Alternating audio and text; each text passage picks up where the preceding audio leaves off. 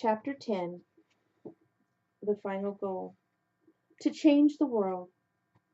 Thou shalt fill me with joy and with thy countenance. Psalm 15:11. What a world this would have been had Adam not fallen. No fear of creatures, no pain, no illness, no death. Control over the passions. Power fully to enjoy bodily pleasures, but dominance over them, not by them. No need for guns or swords, no H-bombs. The books that would have been written by intellects far keener than Shakespeare's, Dante's, and Virgil's. The statues that would have been molded, the buildings constructed, the pictures painted. The love that would have dwelt in paradise among all men of good will. Your God made the world, and it was good. Through sin, evil came into the world, and evil will last so long as sin endures. But it was not so in the beginning, and sin need not enslave men today. You have read my other self, of the weakness of my apostles. They fled when the guards seized me in the garden. But when the Holy Spirit descended upon them on Pentecost, how strong they became. See what happens when the Almighty pours forth His grace in an overwhelming flood to transform weak mortals into my witnesses, my victims, my saints. There is but one remedy for evil: sanctification. Goodness cannot be legislated, nor can peace. Prosperity and happiness, these are all the results of obedience to my law. The state can provide an atmosphere in which such obedience can flourish, but only God can give grace, and only individuals can use grace. Therefore, be my saint. Help me change the world. Aid me to bring peace and joy to all men of good will. I ardently desire a world free from evil, a world of peace and joy. I made man for happiness. What is creation, what is sanctification but a happiness, the one in the natural order, the other in the supernatural, a pouring forth of the divine joy of the Almighty Himself. Sow my peace in your family, in your community.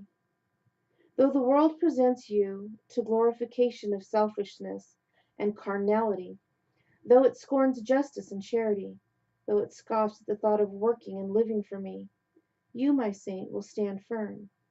Nay, more, you will counteract. You will change the world. Your counterattack will be joyful. You will show by your own life that happiness is the product of goodness. You will show there is true joy in living as my other self. Look for joy. Rejoice in the sunlight with which I warm you. Rejoice as I did in the green hills of summer, the fresh food of the garden, the cooling rain, the clean air. Rejoice in good books, good thoughts, good friends. Rejoice and be happy in my peace. Be a peacemaker, my other self, a positive force for tranquility, harmony, and love. Do you love all men?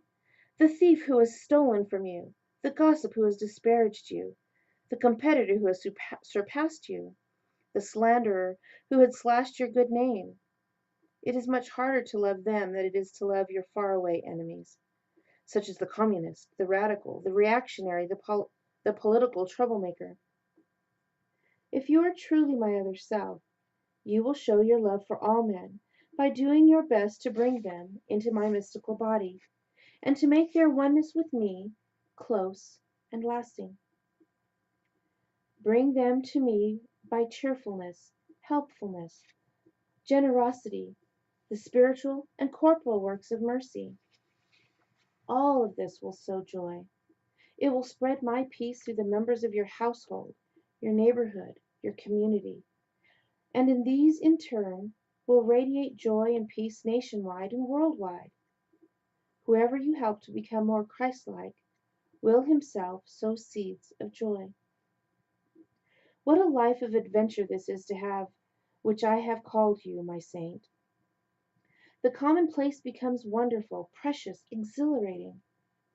How can a deed be drab that is the price of a human soul, the adoration of the Almighty, the sought-for thanksgiving of the All-Holy? As my other self, yours is a glory immeasurably greater than the earthly glory of any king. You are mystically identified with me, your God. You are beloved of my Father, even as I am beloved of him. You have only to speak to me, your God, and I give you my whole attention. You have only to act, nay, to think, and you draw without limit on the precious riches in all existence, riches that ransom souls and remake the world. As my other self, you reproduce me. What dignity could be more sublime? Do this, and in my good time the foretaste of heaven you shall enjoy here on earth will be followed by heaven itself. I have destined you for a never-ending union with me that is uniquely yours. From all eternity I foresaw this particular oneness of yourself and myself, and it was good. You shall have the fullest possession of me that is possible for you to enjoy. No longer will you know me and love me in a dark and veiled way.